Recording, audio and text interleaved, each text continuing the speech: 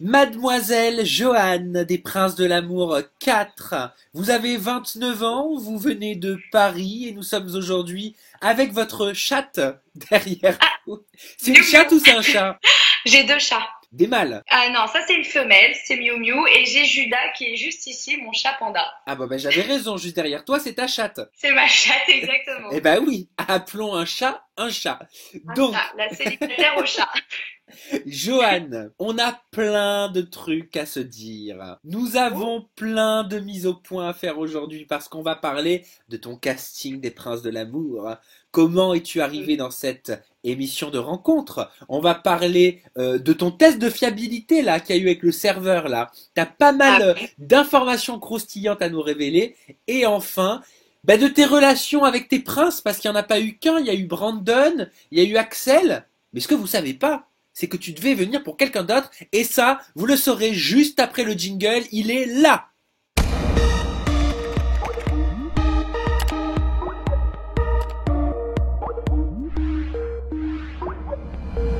Alors, Joanne, je le disais en introduction, commençons par le commencement. Parle-moi de ton casting, s'il te plaît, Poulette. Comment ça s'est passé? Comment es-tu arrivé sur W9?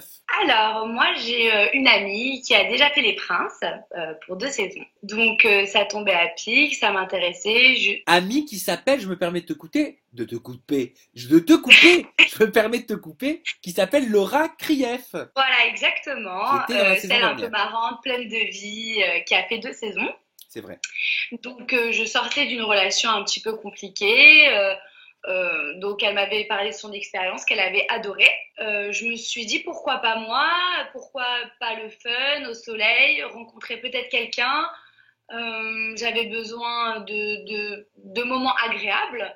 Donc, je me suis lancée et j'ai passé le casting. Donc, je suis venue voir ma casteuse, enfin, celle qui m'a castée. Et donc, j'ai été prise. Bon, comment ça s'est passé le casting? On te demande quoi? Qu'est-ce qu'on demande à une prétendante? Alors, on me pose un petit peu des questions sur ma personnalité.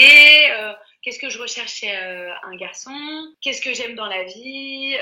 On nous montre en tenue, debout, on se fait un petit peu marrer, il faut rester naturel. Ils demandent de la sincérité. Vraiment, c'est une émission qui recherche vraiment de la sincérité pour l'amour. Donc, ils nous demandent un petit peu nos relations amoureuses. Je leur ai expliqué. On m'a proposé de Prince au début, donc Julian et Noël, mais j'avais beaucoup de différences d'âge avec Julian, donc j'ai accepté Noël qui Attends, t'avais est... choisi Noël? Au départ, c'est toi qui as choisi Noël. Bah en fait je l'ai pas choisi. Je voulais passer le casting pour rencontrer quelqu'un et on m'a proposé ces deux candidats. Oui, donc t'as Donc choisi, t'as eu un choix à faire. voilà, on m'a pas vraiment laissé le choix. On m'a dit, voilà, tu vas postuler pour ces deux candidats et on va voir avec lequel ça va le plus coller. Julian, qui est très beau, est beaucoup plus jeune que moi. Donc, on m'a mis avec Noël, qui avait l'air très drôle, très gentil. Donc, je me dis, allez, pourtant, c'est pas trop mon genre, mais je me dis, allez, pourquoi pas, je vais pas trop m'axer sur le physique. Tant que le mec, il est gentil, il est marrant, ça peut le faire. Donc, c'est parti. On me dit que je suis prise. J'étais super contente. On me dit, c'est pour Noël, tu vas bien te marrer, tu vas rigoler. J'ai dit, génial.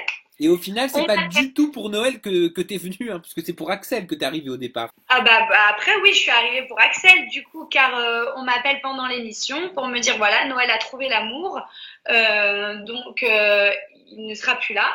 Est-ce que tu veux venir pour Axel? Donc moi je regardais les photos d'Axel au début, bah je dis c'est pas trop mon genre, mais il a du style, il a l'air marrant. J'étais allée voir un petit peu parce qu'on m'a dit qu'il avait fait garde à vous. Je suis allée voir un peu son Insta, petite fouine que je suis, et je dis bon écoutez, il a l'air sympa, il a l'air marrant, mais par contre, est-ce que vous êtes sûr qu'il aime bien les filles avec des formes? Car j'avais pris beaucoup de poids et j'avais pas trop envie de me faire lyncher.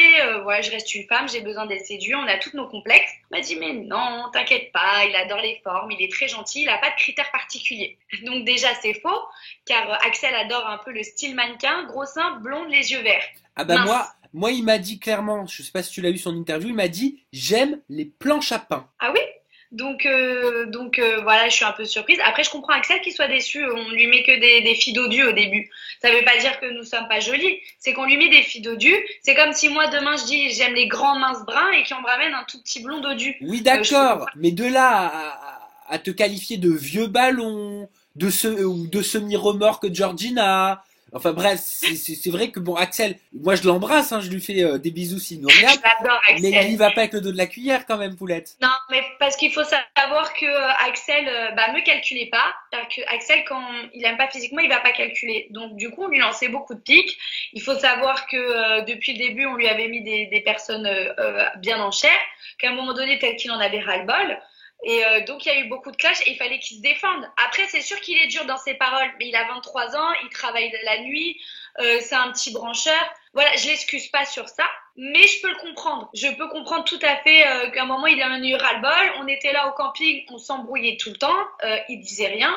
À un moment, ça a éclaté. Et donc du coup, moi en tant que femme, je me suis sentie un peu mal, un peu humiliée.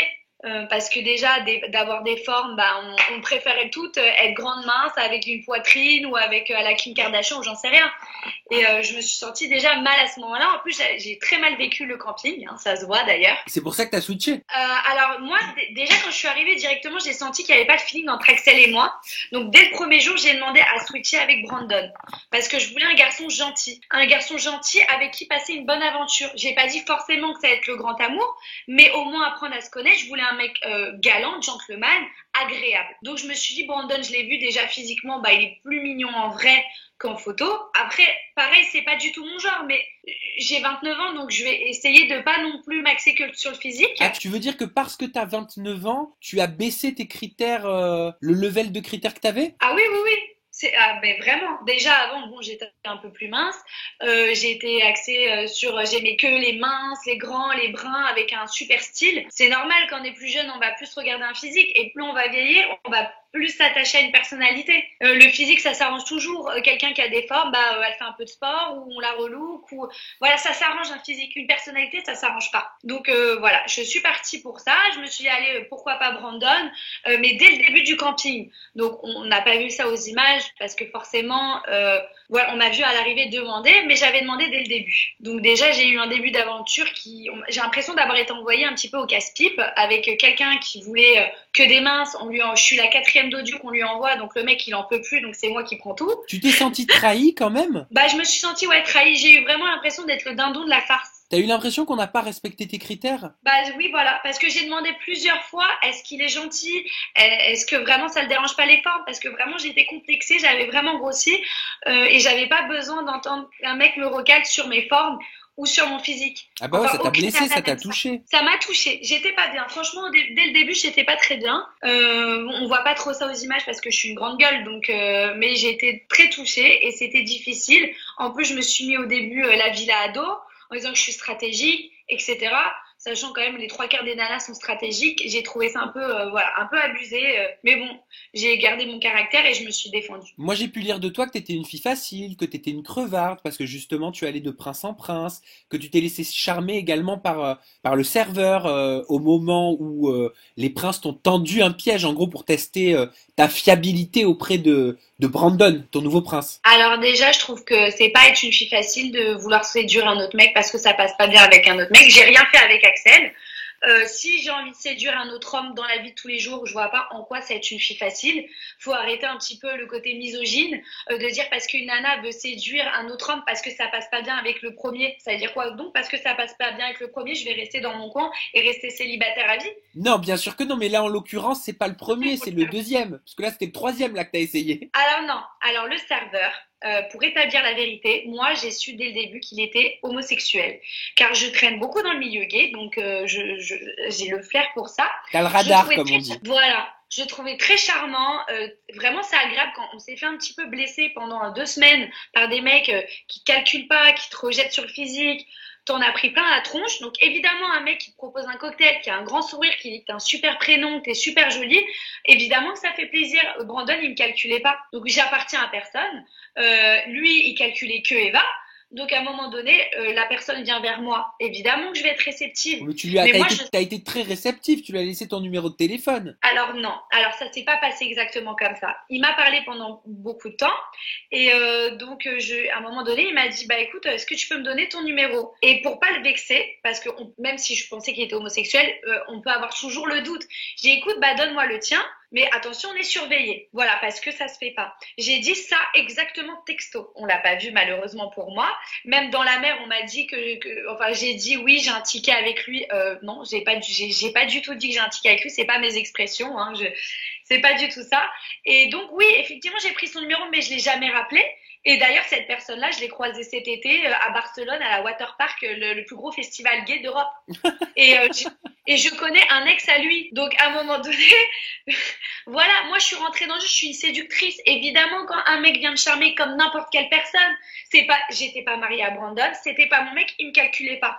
Demain, il y a un mec qui arrive avec un gros sourire qui dit t'es magnifique et qui t'offre un cocktail. Ça fait du bien au moral. Enfin, je me sentais humiliée et là, j'ai eu quelqu'un qui m'a redonné un petit peu de peps. Donc, c'est ma personnalité à Paris, j'aime bien être séduite, mais je suis très fidèle quand je suis en couple. Il n'y a pas à droite, à gauche. Donc t'as pas demandé clairement le numéro de téléphone de ce serveur dans l'optique de le revoir, de l'appeler, de le contacter. Mais je le jure que non.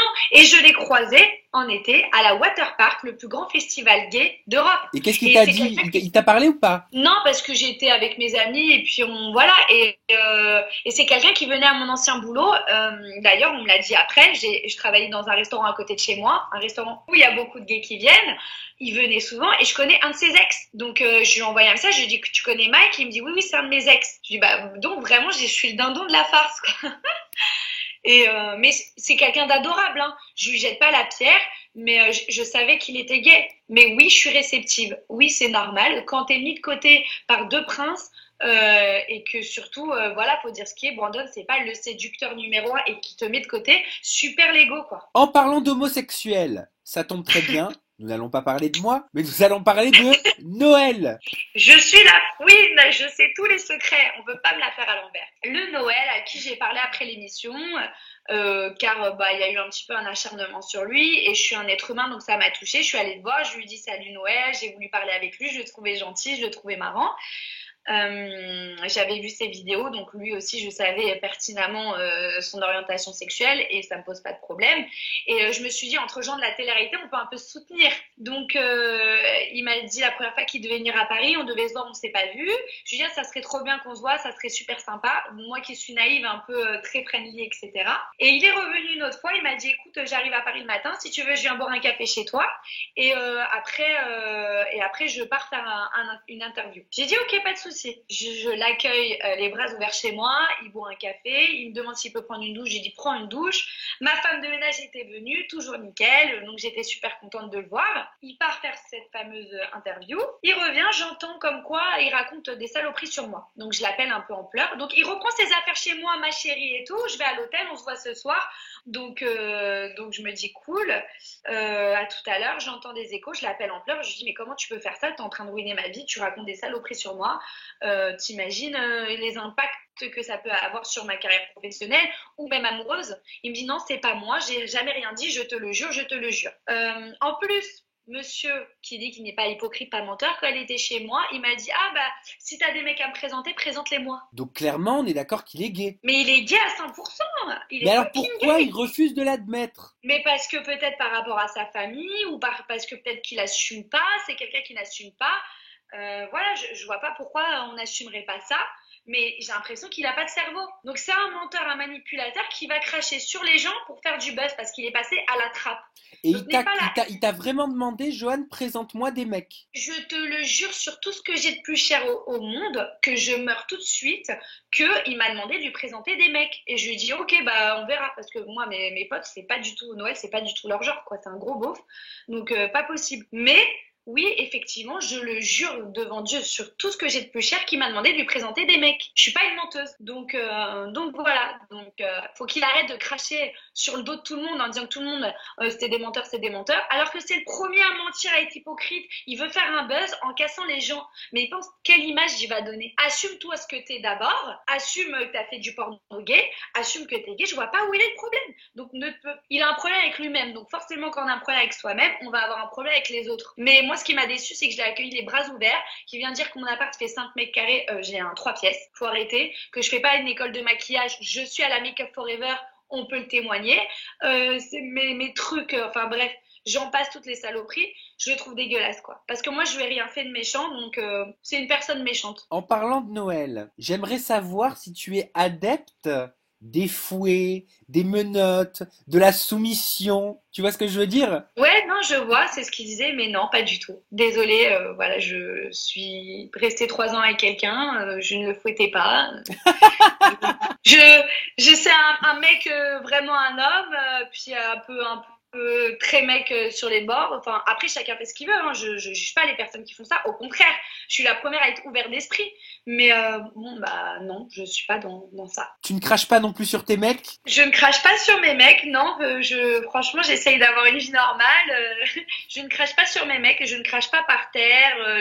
Voilà, je me fais pas pincer. Non, non, je suis désolée. Hein. Si vous Ça, voulez du dossier, il y en a plein, mais voilà. mais pas là, Bah, pas là. Ça a eu un impact sur ta propre vie, tout ça? bah oui, parce qu'il y a des gens de mon école qui sont venus me voir, il y a plusieurs personnes qui sont venues me poser des questions, je me fais insulter sur les réseaux sociaux. Bon, après, j'espère que ça va pas remonter pour si je veux avoir pour ma carrière professionnelle, mais effectivement, c'est un petit peu voilà, c'est un peu rabaissant dans sa bouche, et puis quand bien même si c'était vrai, c'est ma vie privée, donc à partir de ce moment-là tu peux pas te permettre de raconter des choses aussi énormes. J'ai une vie tout à fait normale, je vais à l'école, j'ai des amis, j'ai mon appart, mes chats, je vais boire des verres avec des gens, je vais au cinéma, enfin, donc ne viens pas me descendre, surtout que je suis pas là à cracher sur les gens. Et l'après-émission Les Princes de l'amour, tu l'as vécu comment? Et est-ce que tu es prête à refaire une télé-réalité? Alors, l'après-émission, j'ai vécu vraiment de façon dure, car j'ai été lynchée parce que j'ai déjà un problème de thyroïde. Donc voilà, j'ai une boule, donc je dois me faire opérer en mars. Donc c'est un problème de santé qui est pas anodin parce que ça peut être cancérigène. D'accord. Donc j'ai trouvé ça un peu ordureux des gens. C'est comme si on se moquait de quelqu'un qui a le cancer en disant putain, elle est chauve, haha. Non, c'est quelque chose où je dois me faire ouvrir la gorge, et je suis très complexée. Donc d'avoir une boule, on me traite de travelot. Pour une femme, il n'y a rien de plus dur. Ouais, j'ai entendu. J'ai trouvé ça méchant, et je trouve que c'est un manque d'éducation envers les gens, parce que la maladie, ça touche tout le monde. Sur mon poids, oui, effectivement, j'avais pris beaucoup de poids. Bah, j'avais une déception amoureuse, donc j'ai grossi. Donc ça arrive de grossir. Je me suis fait lyncher physiquement. Sur mon caractère, après, il faut prendre ça second degré. Je suis quelqu'un de très sympa tous les jours, et je l'ai mal vécu. Maintenant, je le vis mieux parce que j'ai eu du soutien des gens de la télé-réalité comme Zelda, Axel, Elsa, et qui m'ont tous appelé quand j'étais pas très bien, même Rizlen, qui m'ont dit non, t'inquiète pas, ça va aller. Et oui, j'avais enlevé les réseaux sociaux parce que j'en pouvais plus de voir des choses sur ma thyroïde. C'est une maladie en fait, c'est quelque chose que je ne peux pas contrôler. Donc je suis déjà assez stressée de me faire opérer. Ouais. Et ça en a rajouté une couche. C'est très violent, l'après-émission, ou pas? C'est très violent parce que je m'attendais pas à ça. Je voulais juste faire rigoler les gens. Je m'attendais pas à autant de méchanceté sur mon physique. J'ai pas été méchante. Enfin, j'espère ne pas avoir donné une image méchante. Et oui, c'est violent parce que les gens parlent derrière leur ordi de façon tellement simple. Ça peut pousser au suicide. C'est-à-dire qu'une personne qui est très faible psychologiquement, qui est pas entourée, peut se suicider. Donc, à un moment donné, et que ça soit, le pire, c'est quand c'est des adultes qui insultent, parce que les enfants, à la limite, ils se rendent pas compte, les ados. Mais les adultes qui insultent, alors que avec les réseaux sociaux, les lynchages, où il y a des enfants qui se sont suicidés, à un moment donné, il faut se réveiller et se rendre compte que la méchanceté, dans tous les cas, on va les lire les commentaires, parce qu'il y en a tellement partout. Je m'attendais pas je m'attendais à de la critique, mais je m'attendais pas à autant de violence. Ouais. Donc la télé-réalité, pourquoi pas? Mais différemment. Déjà, je vais plus rentrer dans un contexte où je dois courir après un mec, où il y a d'autres nanas, parce que c'est assez réducteur pour la femme. Et plus un friend strip ou avec des potes avec qui rigoler, pourquoi pas? Et encore à voir si professionnellement voilà. Eh ben écoute, merci beaucoup Johanna pour toutes tes petites Merci confidences à et toi, pour Sam. ton témoignage. Parce que certes, on a parlé de l'aventure, mais on a aussi parlé de l'après-émission. L'après-émission, il y en a pour certains pour qui ça se passe très bien, pour d'autres ça se passe un petit peu moins bien. Et je trouve que c'est important et que c'est bien d'en parler, comme tu le fais, Bien sûr. de mettre des mots sur des situations et d'expliquer aux gens qui nous regardent que la télé-réalité, c'est pas forcément tout le temps beau, forcément tout rose. Ça n'apporte pas que des followers et que de l'argent. Il y a aussi un prix à payer pour pouvoir passer à la Exactement. télé. Exactement. Et puis c'est pas comme si on gagnait des 1000 et des 100 non plus. Moi je l'ai fait vraiment pour le fun et pour rencontrer des gens, et c'était une aventure humaine inoubliable, et je l'ai fait. Je regrette pas. mais il faut pas penser que c'est tout beau, tout rose et que c'est facile, parce que même la plus belle des nanas, elle peut s'en prendre plein la tête, et qu'on reste on reste des êtres humains, et la critique fait toujours mal, et surtout quand c'est aussi violent. Exactement, je suis totalement d'accord, c'est très très bien d'en parler, merci pour ça. Johan, est-ce que Avec tu peux également nous communiquer tes réseaux sociaux, vu que t'es retourné dessus? Alors, mon Insta, c'est Joanne LPDLA4. Twitter, c'est pareil, Joanne LPDLA4. Alors Johan, Et Joa2NE. Hein. JOA2NE, exactement. Et mon Snap, c'est Joanne, JOA2NE-HAUER. Et mon Facebook, c'est Joanne, HAUER. Et comment ça se prononce, Johan Auer? OR. Ah, on prononce OR. Aware, c'est OR. Johan Aware. Joanne Aware. Bon ben merci Johan Aware pour cette interview. Merci à la maison de nous avoir suivis. Je vous rappelle pas le hashtag Websam parce que ça, vous le connaissez. Et à très très bientôt, toujours en 2.0. Bye bye. Gros bisous.